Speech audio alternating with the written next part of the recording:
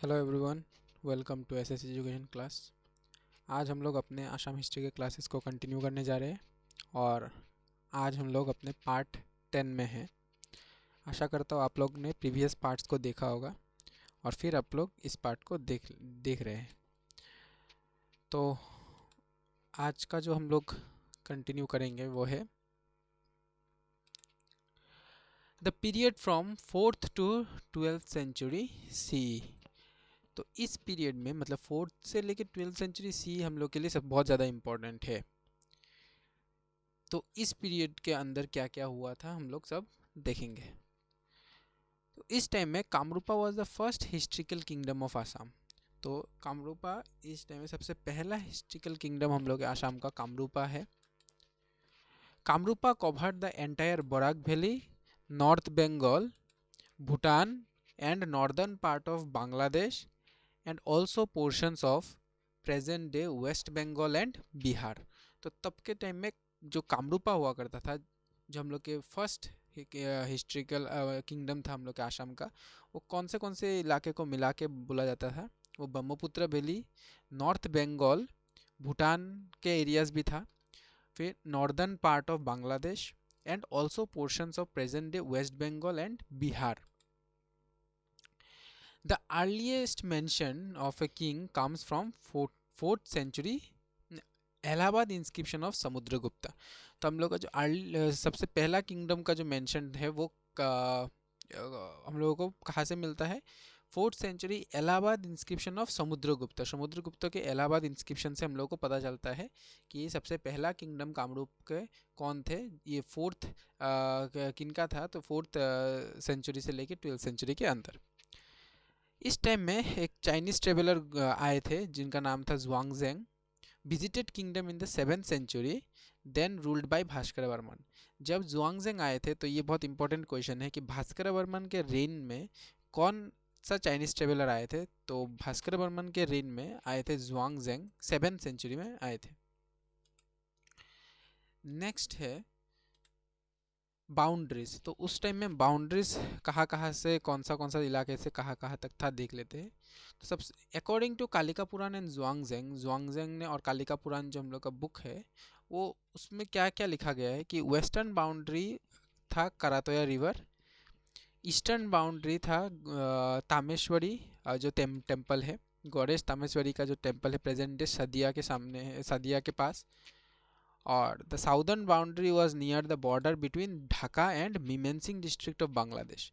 तो ढाका और southern boundary था ढाका तक, और मीमेंसिंग डिस्ट्रिक्ट जो कि कहाँ पे है? बांग्लादेश में।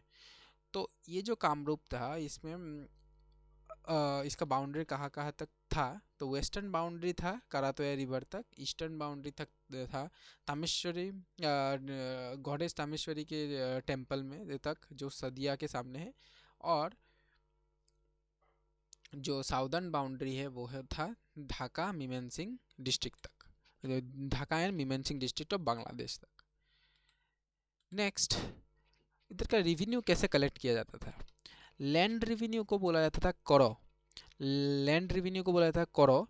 Was collected by special tax collectors. और ये करो जो है वो स्पेशल टैक्स कलेक्टर्स कलेक्ट करते थे कल्टिवेटर्स से। तो ये था लैंड रेवेन्यू, क्योंकि रेवेन्यू तो कलेक्ट करना पड़ेगा कोई एक किंगडम को चलाने के लिए। तो लैंड रेवेन्यू जो कलेक्ट किया जाता था वो टैक्स कलेक्टर्स करते थे, और उस लैंड रेवेन्यू का नाम हुआ करता था करो। नेक्स्ट जो है ड्यूटी, सुल्का। सुल्का नाम का ड्यूटी कलेक्ट किया जाता था कलेक्टर, टोल कलेक्टर्स जिनका नाम हुआ वो फ्रॉम द मार्चेंट्स। मार्चेंट्स लोगों से टैक्स ड्यूटीज कलेक्ट करते थे, जिसका नाम था सुल्का। कौन कलेक्ट करते थे? टोल कलेक्टर्स, जिनको हम लोग कोई बोर्तो के नाम से भी जानते थे। तो कोई बोर्तो कलेक्ट करते थे टैक्स मार्चेंट से, और उस ड्यूटी का नाम सुल्का हुआ करता था, और लैंड रेवेन्यू का नाम करो हुआ करता था। तो किंग्स कभी कभार ग्रांट देते थे ब्राह्मण लोगों को। उस ब्राह्मण लोगों को जो ग्रांट देते थे, कुछ गिफ्ट के हिसाब से कुछ लैंड दे दिया या फिर कुछ और दे दिया, उन सब चीज़ को बुलाया जाता था ब्राह्मदेया। उन सब चीज़ों को बुलाया जाता था ब्राह्मदेया। ब्राह्मण को देते थे इसलिए ब्राह्मदेया। तो ये था हम लोग का, और इसके ऊपर हम लोग थोड़ा क्वेश्चन देख लेते हैं क्योंकि क्वेश्चंस इंपॉर्टेंट है। तो अकॉर्डिंग टू व्हिच पुराना the temple of Kamakhya was in the centre of Kamrupa. तो कौन से पुराना के हिसाब से temple of Kamakhya was the centre of Kamrupa, Kamrupa का सेंटर कामाख्या है, ये कौन से पुराण में लिखा हुआ है? ये कालिका पुराण में बोला गया है कि जो कामाख्या है वो कामरूपा का सेंटर हुआ करता था। नाउ अकॉर्डिंग टू योगिनी तंत्र 4 डिविजन्स ऑफ कामरूपा वेयर, कौन सा 4 डिविजन्स था ये हम लोग ने स्टडी किया था। अकॉर्डिंग टू योगिनी तंत्र 4 डिविजन्स ऑफ कामरूपा वेयर, कौन सा था आंसर में? रत्नपीठ, कामपीठ, स्वर्णपीठ एंड सवर्णपीठ, सोमरपीठ। तो स्वर्णपीठ एंड सोमरपीठ। तो रत्नपीठ, कामपीठ, इसका हम लोग ने पहले की प्रीवियस पार्ट्स में पूरा एरिया टू एरिया कहाँ से लेके कहाँ तक है सब डिस्कस किया है। तो आप लोग प्रीवियस पार्ट्स को देख के आइए, तब पता चल जाएगा। तो इसमें जो योगिनी तंत्र में मेंशन था, और ये कामरूपा का 4 डिविजन्स क्या क्या था? रत्नपीठ, कामपीठ, स्वर्णपीठ एंड सोमरपीठ। नेक्स्ट है during Kurukshetra war who ruled Pragjyotishpur kingdom. Kurukshetra war के समय प्रागज्योतिषपुर किंगडम के राजा कौन थे? वो थे भगदत्ता। तो हम लोग ने ये भी स्टडी कर लिया था कि भगदत्ता तब के कुरुक्षेत्र के समय प्रागज्योतिषपुर के किंग थे, और वो कौरव के साइड से लड़ रहे थे। और ये भी मैंने पूरा डिस्कस में डिटेल किया, मतलब डिटेल में डिस्कस किया था। According to Ramayana Amurta Raja was the founder of which kingdom. और ये भी हम लोग ने लास्ट क्लास में देखा था कि रामायण के हिसाब से अमूर्त राजा फाउंडर ऑफ प्रागज्योतिषा थे ना, प्रागज्योतिषा के किंगडम थे, किंगडम के फाउंडर थे कौन? अमूर्त राजा। फिर हु किल्ड सत्यभामा, सत्यभामा को किन्होंने मारा था? सत्यभामा को मारा था श्री कृष्णा ने। और नरकासुर को भी किन्होंने मारा था? कृष्णा ने। तो सत्यभामा को भी मारा था कृष्णा ने। फिर जो नेक्स्ट क्वेश्चन है वो है who was the founder of Magadha empire. Magadha empire के फाउंडर कौन थे? मगधा एम्पायर के फाउंडर थे बिम्बिसारा।